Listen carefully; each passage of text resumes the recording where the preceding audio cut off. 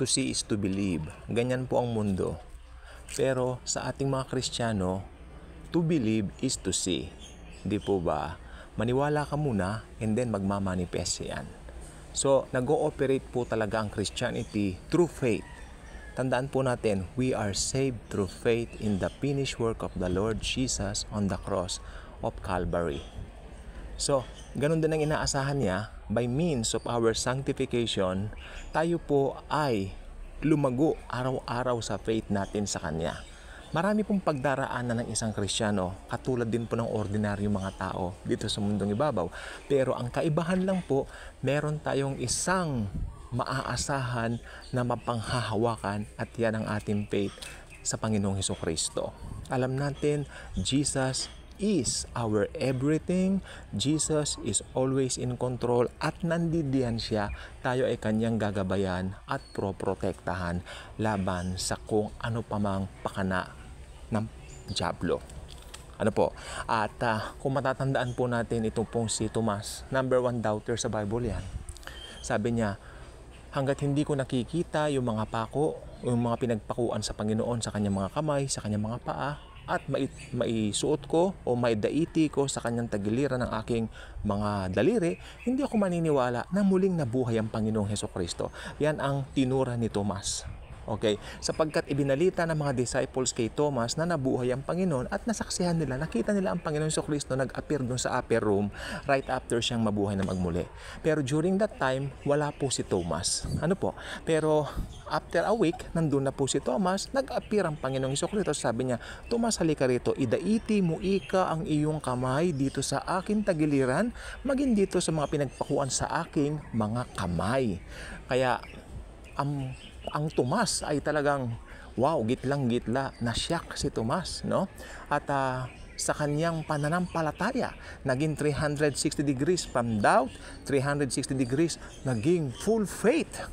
Punong-puno siya ng pananampalataya, kaya nasabi ni Tomas, Panginoon ko at Diyos ko. Hindi po siya nagulat noon, ha? Talagang nakita niya buhay ang Panginoon at nireveal sa kanya, ito ang Diyos na makapangyarihan sa lahat, God of gods. Kaya ang sinabi niya, Panginoon ko at Diyos ko.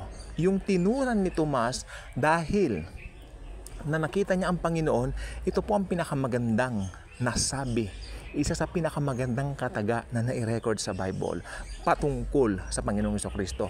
Siya po ang ating Panginoon at siya po ang ating Diyos. He is our Lord God. Ano po? Si Tomas po ay punong-puno ngayon ng pananampalataya. Ganyan po kasi tayo mga tao. Kailangan muna natin makita at saka tayo maniniwala. Pero ang Bible, pinapaalalahanan tayo, maniwala ka muna at tiyak yung pinaniniwalaan mo, ito ang mangyayari. To have faith means, alam natin, God is in control. Jesus is in control. Ang gagawin lang natin, panatag tayo sa buong maghapon.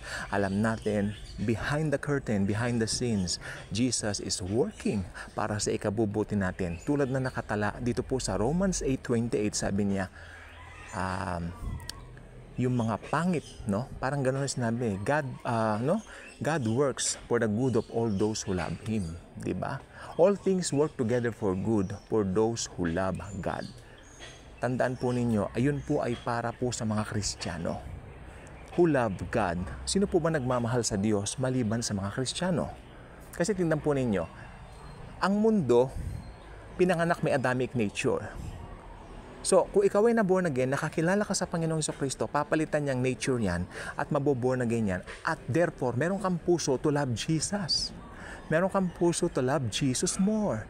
You know, kahit ano may pinagdaraanan mo, I love Jesus sapagkat He first loved us. Tulad na sinasabi ng Bible. So I suggest every day, ilagay natin sa Panginoong Hesukristo ang ating pananampalataya. That's why if you're not yet a subscriber sa channel na ito, I invite you to do so.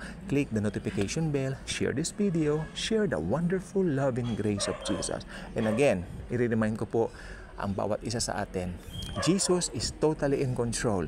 Okay? Hindi mo na kailangan makita siya para maniwala ka. Sabi nga niya, mapalad ang hindi nakakakita sa akin, pero naniniwala. Thank you. And as always and forever, and as always, Jesus truly loves us all.